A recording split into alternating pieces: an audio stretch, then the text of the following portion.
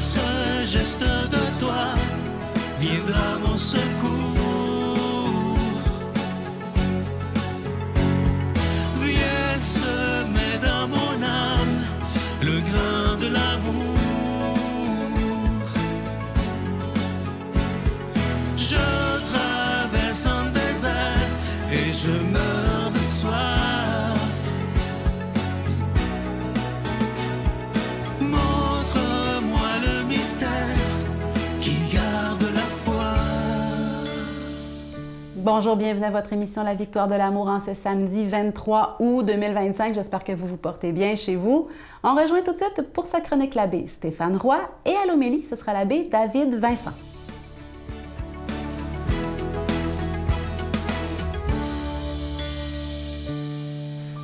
Bonjour à toi. Bon samedi, bienvenue à cette chronique sur les chemins du cœur. Sans doute que tu es une personne branchée. Ça veut dire que sans doute que tu es sur les réseaux sociaux, tu as peut-être ton iPad, un iPhone, un ordinateur, et puis on va sur plein d'affaires, puis on voit des vidéos, bon, parfois qui nous font rire, mais parfois qui sont des extraits de documentaires. Et puis l'autre jour, je suis tombé sur une vidéo que j'avais déjà vue, qui m'avait ému énormément la première fois que je l'ai vue. On devine par la langue qui est parlée, puis on le sait par après, qu'on est en Espagne, dans une résidence pour personnes âgées, pas autonomes, en perte d'autonomie. On voit une dame très amaigrie, très âgée, atteinte d'Alzheimer, dans une chaise gériatrique. Elle est assise et puis on se demande si elle a conscience d'être là. Et puis, un jeune homme lui parle en espagnol, et puis tout d'un coup, il lui installe, eh bien, 2 écouteurs dans sa chaise gériatrique où on la voit toute maigre. Et il part une musique dans les écouteurs. Et là, on voit la dame tout d'un coup se réveiller, comme s'il y avait un éclair qui était passé dans ses yeux. Et là, tout d'un coup, elle fait des gestes. Elle danse, mais avec une exactitude, tout en étant dans sa chaise gériatrique, avec les bras. Et tout d'un coup, on voit, dans une partie de l'écran, une jeune ballerine. On devine que c'est des images du passé et qui danse les mêmes mouvements que la dame âgée est en train de faire. Et on nous apprend que c'est la même dame, mais à quelques années de différence, une dans sa pleine grande carrière de ballerine en Espagne, et puis la dame qui est maintenant âgée, atteinte d'Alzheimer, dans une chaise gériatrique. Mais ce qu'elle avait aimé, ce qu'elle a nourri, était profondément là, et ça remontait. On avait juste à mettre une note. Tom! Puis là, tout d'un coup, paf, elle partait. Ça me fait penser à plusieurs personnes âgées que j'ai accompagnées, moi, dans les derniers temps, avant de mourir. Mon amie Sœur Annabelle, dont je t'ai déjà parlé, d'ailleurs, qui était ma mère spirituelle. Sœur Annabelle était amaigrie aussi, vraiment, tu sais, limée par la souffrance. Je me rappelle l'avoir veillée quelque temps, une nuit, entre autres. Puis quand on la déplaçait dans son lit pour éviter les blessures, souvent à ce moment-là, elle se réveillait un peu, je m'approchais, puis je lui disais, « Sœur Annabelle, c'est Stéphane, je suis ici. » Et là, tout d'un coup, sans ouvrir les yeux, sans me parler, sans me montrer que, oui, je sais que tu es là, elle commençait à fredonner un cantique à la Vierge, à Sainte-Anne. Elle s'appelait Annabelle, en l'honneur de Sainte-Anne. Et là, elle me faisait chanter des cantiques. Ce qui remontait, c'était ce qui l'avait nourri. Elle avait nourri, c'était sa piété, sa dévotion, la louange de Dieu qu'elle faisait à travers, entre autres, la prière et les chants. Un jour, ça sera peut-être toi ou moi qui serons là. Et qu'est-ce qui remontera ce que nous nourrissons aujourd'hui? Bonne semaine! Notre Père qui es aux cieux, que ton nom soit sanctifié, que ton règne vienne, que ta volonté soit faite sur la terre comme au ciel. Donne-nous aujourd'hui notre pain de ce jour. Pardonne-nous nos offenses, comme nous pardonnons aussi à ceux qui nous ont offensés. Et ne nous laisse pas entrer en tentation, mais délivre-nous du mal, car c'est à toi qu'appartiennent le règne, la puissance et la gloire pour les siècles des siècles. Amen. Je continuerai à croire, même si tout le monde perd espoir. Je continuerai à aimer, même si les autres parlent de haine. Je continuerai à construire, même si les autres détruisent. Je continuerai à parler de paix, même au milieu d'une guerre. Je dessinerai des sourires sur des visages en larmes et je tendrai les bras à ceux qui se sentent épuisés. Oui, je continuerai à croire. Encore une fois, je suis tellement content de vous présenter le cadeau du mois d'août. Il s'agit d'un magnifique chapelet qui est fait en bois d'olivier. Il n'est pas fait en usine, c'est fait à la main par des religieuses de Mexico. C'est fait dans une ambiance de prière et de paix. Évidemment que ce chapelet, il est déjà béni. Vous recevrez un reçu pour fin d'impôt. Je vous rappelle que vous en recevrez un avec un don de 25 $ et si vous en voulez deux, avec un don de 40 $ parce que ça se donne tellement bien en cadeau. En plus, en bois d'olivier, c'est de toute beauté.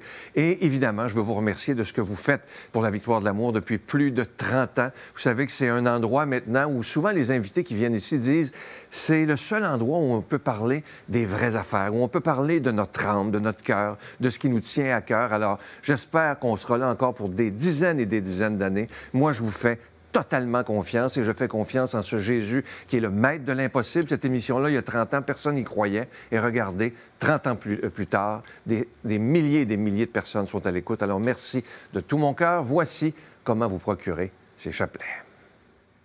Par la poste à la Victoire de l'amour, casier postal 120, succursale Boucherville à Boucherville, le J4B 5E6, ou par téléphone, par carte de crédit, du lundi au jeudi, de 8h à 17h, au 514-523-4433, ou à notre numéro sans frais, le 1-888-811-9291. Également sur notre site Internet, le www.lavictoiredelamour.org. Avec votre don, vous recevrez aussi un reçu pour fin d'impôt. Merci de donner des mains à la Providence. Merci d'investir dans votre foi.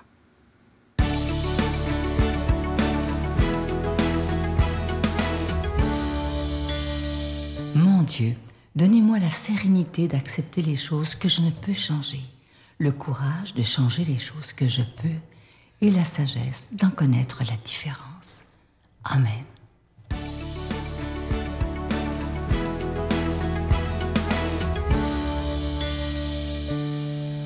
Vous connaissez sûrement les expressions « c'est un beau parleur, mais un petit faiseur » ou encore cette autre expression « être un cordonnier mal chaussé ». J'ai découvert dernièrement cette expression « ces bottines ne suivent pas ces babines ».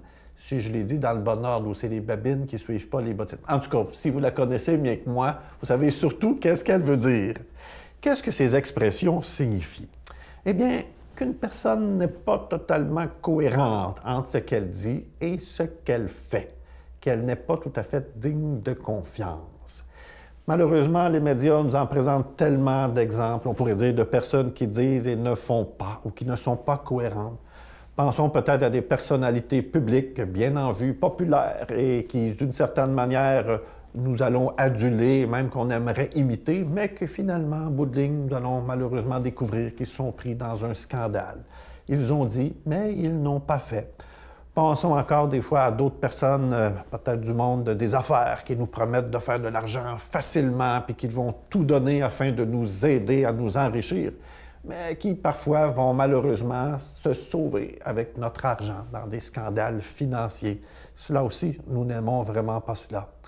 Et j'oserais dire, même en Église, des fois des hommes ou des femmes de foi dignes de confiance sur qui des personnes se fiaient et avaient donné, j'oserais dire, toute leur confiance et qui finalement sont tristement pris dans des scandales aussi.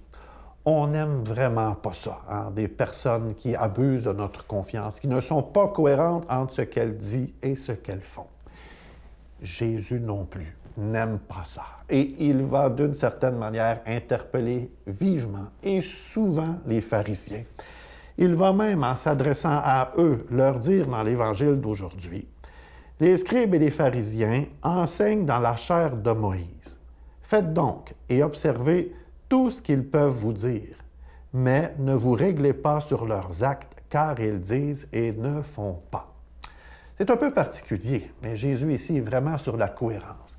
D'une certaine manière, Jésus reconnaît que les pharisiens, à travers, j'oserais dire, leur expérience, à travers peut-être leur formation, à travers leur rôle, sont évidemment ce qu'ils vont mentionner, c'est important. Dire que c'est en lien avec Moïse, l'Ancien Testament, la loi.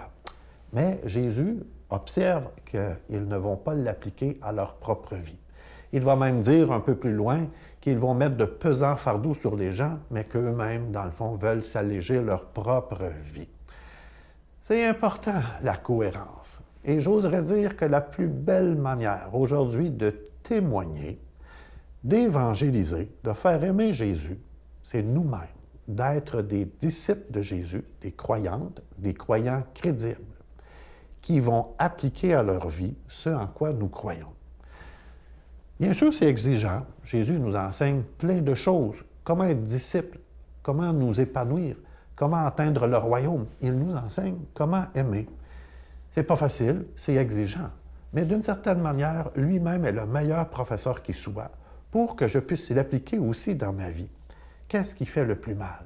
Un chrétien qui va pratiquer sa foi, mais qu'en bout de ligne, va vivre une mauvaise vie puis être un mauvais exemple, ça choque les gens. Mais c'est vraiment une interpellation pour chacune et chacun de nous.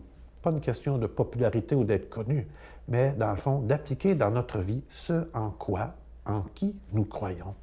Notre monde a tellement besoin de chrétiennes, de chrétiens crédibles, cohérents, qui appliquent dans leur façon d'être et de vivre ce en quoi ils croient.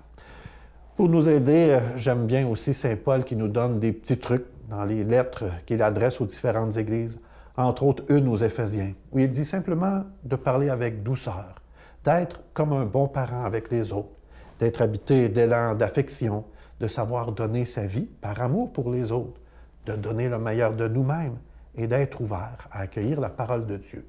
N'ayez pas peur d'aller puiser dans les évangiles et les lettres de Saint Paul des trucs qui peuvent nous aider, nous autres aussi, pour être des chrétiennes et des chrétiens cohérents.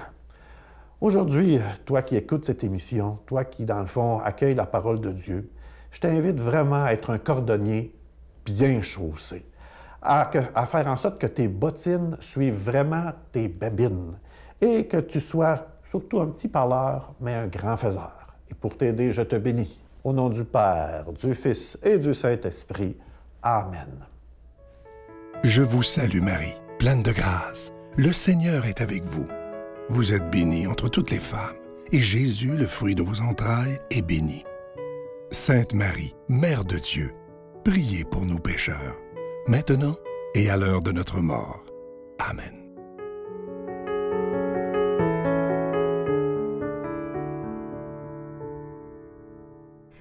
Aujourd'hui, j'aimerais vous remercier pour tous vos beaux messages, vos encouragements, votre émerveillement. Mon cœur est dans la gratitude. Merci. Continuez. Ça fait toujours du bien des beaux messages.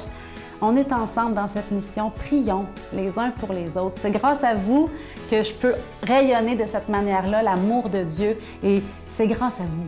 Et c'est grâce à Dieu, évidemment. Donc, laissons-le guider nos vies. Prions les uns pour les autres. Confions-nous à Dieu les uns les autres.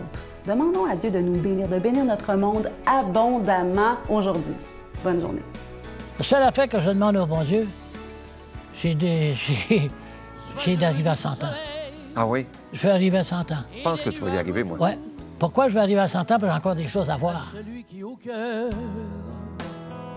ne garde nulle place aux joyeux souvenirs que notre enfance crée. Aucun tendre remords, nul accord de guitare nous faisant souvenir